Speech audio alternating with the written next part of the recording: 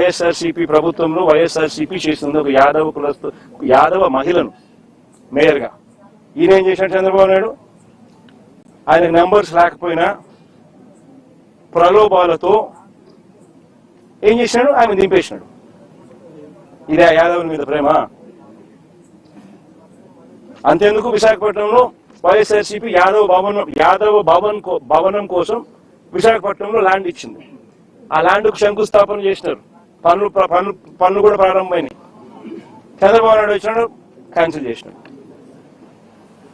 ఈ మనిషికి యాదవుల మీద ప్రేమ? అసలు యాదవులు కాదు, అసలు బీసీలు అంటే కూడా ఈ మనిషికి లెక్కలేదు. కొన్ని మత్స్యకారుల మీద ఏమైనా ఉందా అంటే లేదు. మత్స్యకారుల లీడర్లను నాశనం చేయడం, కుట్రలు పని వాళ్ళను కుట్ర కోణంతో వాళ్ళను చరిత్రహీనులుగా చేసే కార్యక్రమం చేయడం. మొన్న విశాఖపట్నంలో మత్స్యకారులు చనిపోతే 7 మంది వేటకపోయి అందులో 6 మంది చనిపోతే కనీసం మానవత్వం చూపరా. ఒక మంత్రి పోలే కనీసం ఆ ఇళ్ళకాడికి, వాళ్ళని కనీసం ఓదార్చడానికి పోయింది జగన్ అక్కడికి. ఈ మనిషి ఎవరి మీద ప్రేమ లేదు. అసలు పేదవాడు అనే పేదవాడి మీద అసలు ప్రేమే లేదు ఈ మనిషికి. బీసీలు ఓట్ బ్యాంక్ కింద వాడుకుంటాడే తప్ప బీసీల మీద ఏమాత్రం ప్రేమ లేదు. నిజంగా బీసీల మీద ప్రేమ ఉంటే అక్కచెల్లెమ్మలకు 0 వడ్డీ పథకం. అందరికన్నా నష్టపోయేది బీసీలే, బీదోళ్లే. ఎలక్షన్ మేనిఫెస్టో ఒకసారి చూడండి. 0 వడ్డీని 3 లక్షలు కాదు 10 లక్షలకి పెంచి చేస్తానని చెప్పి 0 వడ్డీ ఇస్తానని చెప్పి మేనిఫెస్టోలో కనిపిస్తుంది. 2 ఏళ్ళు అయింది, 3వ సంవత్సరం. ఇంతకుముందు ఇస్తామన్న 0 వడ్డీ ఇప్పుడు కూడా రద్దు చేసినాడు.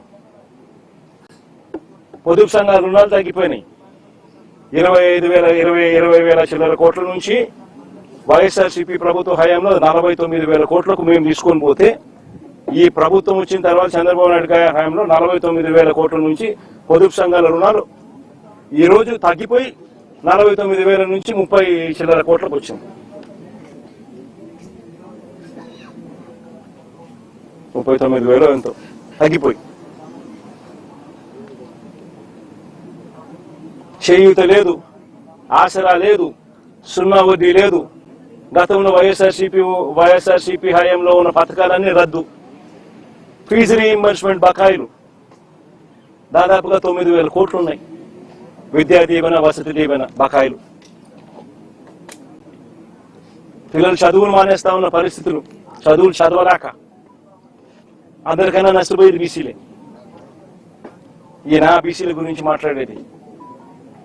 మత్స్యకారుల కోసం వైఎస్ఆర్సీపీ ప్రభుత్వ హయాంలో మత్స్యకారుల కోసం ఎప్పుడు జరగని విధంగా 10 ఫిషింగ్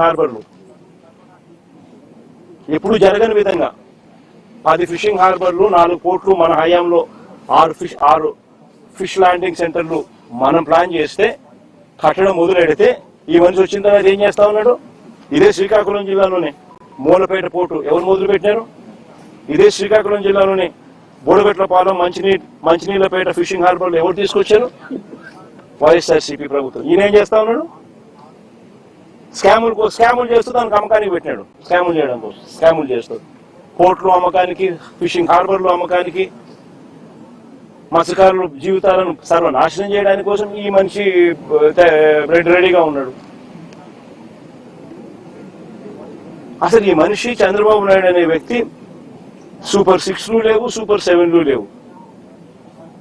ఎన్నికలప్పుడు బాండ్లు ఇచ్చినాడు, ప్రతి ఇంటికి పోయి బాండ్ ఇచ్చినాడు. పిల్లడు కనపడితే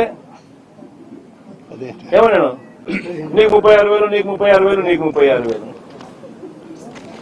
అమ్మ కనపడితే ఏమన్నాడు? నీకు 1,500 నెల, నీకు 1,500, నీకు 1,500, నీకు 1,500 అంటే 18,000, నీకు 18,000, నీకు 18,000, నీకు 18,000. మళ్ళీ 50 ఏళ్ళ ముసలి ఎవరు కనపడలేదు, విలేకరులు ఎవరు కనపడతాం? 50 ఏళ్ళలో 50 ఏళ్ళ ఎవరు కనపడితే ఏమంటాడు? నీకు 48,000, నీకు 48,000, నీకు 48,000. అందరికి బాండ్లు. అమ్మఒడి 15,000 కదా దేవుడు ఎరుగు, అందరికీ ఇస్తాను కదా దేవుడు ఎరుగు. 9,000, 8,000, అది కూడా ఒక ఫస్ట్ సంవత్సరం ఎవరికోటి. నోరు తెరిస్తే అబద్ధాలు, చేస్తేదంతా మోసాలు.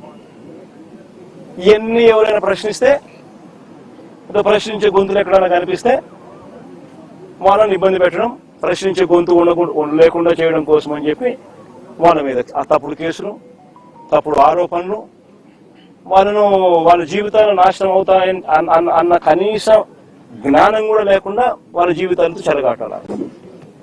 ఇది చంద్రబాబు నాయుడు గారి ప్రభుత్వం మనం చూస్తా ఉన్న వాస్తవాలు.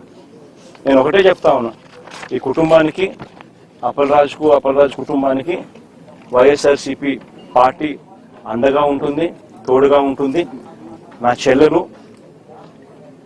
అప్పలరాజు భార్య అన్ని రకాలుగా తోడుగా ఉంటారు వైఎస్ఆర్సీపీ అని చెప్పి మరొకసారి భరోసా ఇస్తాను. పార్టీ అన్ని రకాలుగా తోడుగా ఉంటుంది. అప్పలరాజు కూడా న్యాయమే గెలుస్తుంది, ధర్మమే గెలుస్తుంది. అప్పలరాజు కూడా ఖచ్చితంగా త్వరగానే బయటకు వస్తాడు. ఎందుకంటే న్యాయస్థానాలు ఇంకా బ్రతికే ఉన్నాయి ఈ దేశంలోనూ, ఈ రాష్ట్రంలోనూ అన్న వాస్తవం కూడా నిజమే. కాబట్టి త్వరలోనే ఆయన బయటకు వస్తాడు.